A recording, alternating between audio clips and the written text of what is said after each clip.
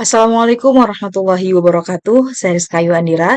Pada kesempatan kali ini, saya akan mempresentasikan PowerPoint dengan judul Aspek Perilaku Pengendalian Manajemen. Adapun pembahasan yang akan dibahas pada kesempatan kali ini, yang pertama mengenai aspek perilaku pengendalian, dan yang kedua, akuntansi sumber daya manusia. Aspek perilaku pengendalian. Pendahuluan, perilaku manusia dalam organisasi sangat dipengaruhi oleh yang namanya sistem pengendalian manajemen. Nah, sistem kontrol yang baik dapat menghasilkan efek yang positif, tetapi jika terlalu ketat dapat menyebabkan pelanggaran aturan. Oleh karena itu, penting untuk merancang sistem pengendalian yang seimbang. Tujuan sistem kontrol. Sistem pengendalian manajemen bertujuan untuk menyelaraskan tujuan individu dengan tujuan organisasi. Hal ini akan menciptakan yang namanya harmoni antara pertumbuhan pribadi karyawan dan visi organisasi, sehingga keduanya dapat berkembang secara bersamaan. Sistem kontrol formal.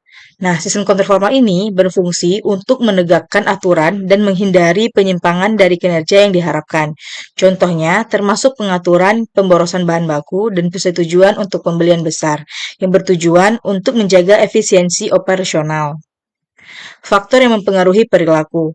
Perilaku individu dipengaruhi oleh faktor formal atau aturan dan informal, seperti etika, budaya, dan gaya manajemen.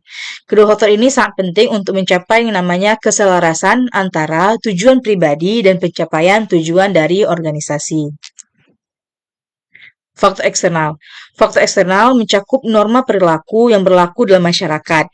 Etos kerja yang berbeda dapat mempengaruhi loyalitas karyawan terhadap organisasi, tergantung pada budaya dan pendidikan masyarakat. Faktor internal atau budaya organisasi mencakup nilai, norma, dan perilaku yang terbentuk seiring waktu. Kebiasaan ini sulit diubah dan mempengaruhi perilaku individu dalam organisasi, menciptakan identitas kolektif yang kuat. Gaya manajemen. Gaya manajemen berperan penting dalam membentuk perilaku karyawan. Apa yang diterima dari atasan seringkali ditiru oleh bawahan, menciptakan pola perilaku dalam organisasi yang berkelanjutan. Organisasi informal. Nah, organisasi informal ini berfungsi sebagai saluran komunikasi yang efektif.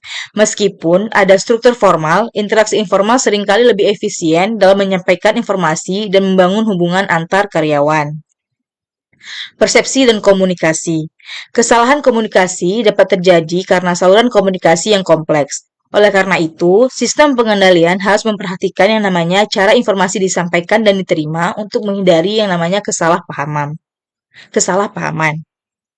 Motivasi. Motivasi adalah faktor utama yang mempengaruhi perilaku individu. Tiga komponen motivasi adalah arahan, apa yang dipilih individu. Kedua, intensitas, yaitu seberapa kuat reaksi individu. Dan yang terakhir, kegigihan, yaitu seberapa lama individu bertahan dalam usaha untuk mencapai tujuan. Penentu kinerja. Kinerja pekerjaan merupakan hasil dari kemauan untuk mengeksekusi kesempatan eksekusi dan kemampuan eksekusi. Motivasi menjadi faktor kunci dalam pencapaian kinerja yang tinggi. Teori agensi. Nah, teori agensi ini membahas hubungan antara prinsipal pemilik dan agen si manajer. Tujuannya untuk apa? Tujuannya itu adalah menyelaraskan kepentingan keduanya melalui kontrak dan insentif untuk mendorong produktivitas. Mekanisme kontrol. Nah, mekanisme kontrol ini meliputi pemantauan dan kontrak insentif, yang mana pemantauan ini dilakukan untuk memastikan agen bertindak sesuai dengan kepentingan prinsipal sehingga meningkatkan akuntabilitas. Moralitas dalam organisasi. Moralitas dipengaruhi oleh lingkungan kerja. Sikap positif dalam kelompok dapat meningkatkan produktivitas dan efektivitas sistem kontrol, menciptakan suasana kerja yang harmonis. Semangat kerja. Semangat kerja berkontribusi pada yang namanya produktivitas. Tingkat moral yang tinggi mendorong pengendalian diri di antara karyawan, mengurangi kebutuhan akan pengawasan ketat. Selanjutnya, pembahasan mengenai akuntansi sumber daya manusia. Definisi akuntansi sumber daya manusia.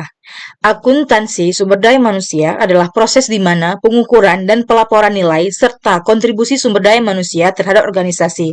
Nah, ini akan membantu manajemen memahami dampak dari SDM terhadap kinerja keseluruhan. Pentingnya akuntansi sumber daya manusia.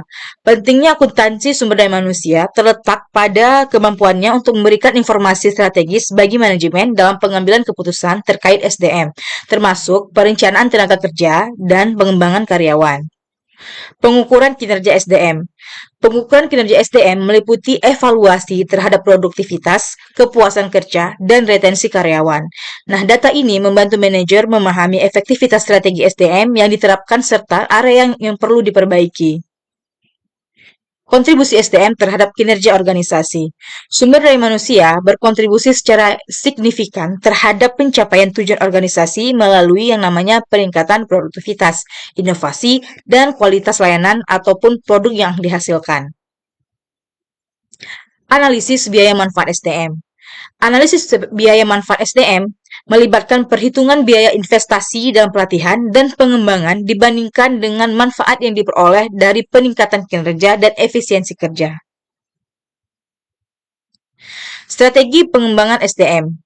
Strategi pengembangan SDM mencakup pelatihan, pengembangan karir, dan program kesejahteraan yang dirancang untuk meningkatkan keterampilan serta motivasi karyawan agar lebih produktif.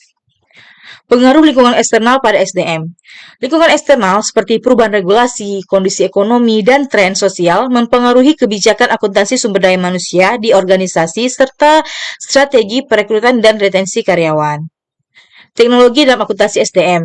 Nah, penggunaan teknologi dalam informasi dalam akuntansi SDM ini memungkinkan pengumpulan data yang lebih efisien serta analisis mendalam tentang kinerja SDM dan membantu manajer untuk membuat keputusan yang berbasis data.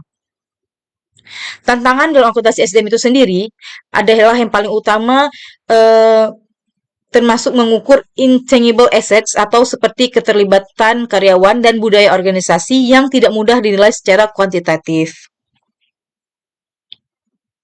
Keterkaitan antara akuntansi SDM dan pengendalian manajemen. Jadi, akuntansi SDM ini mendukung sistem pengendalian manajemen dengan menyediakan data penting untuk mengevaluasi kinerja individu dan tim, serta membantu dalam perencanaan strategis. Sekian presentasi saya pada kesempatan kali ini. Jika ada kekurangan, saya mohon maaf. Semoga bermanfaat untuk teman-teman semua. Assalamualaikum warahmatullahi wabarakatuh.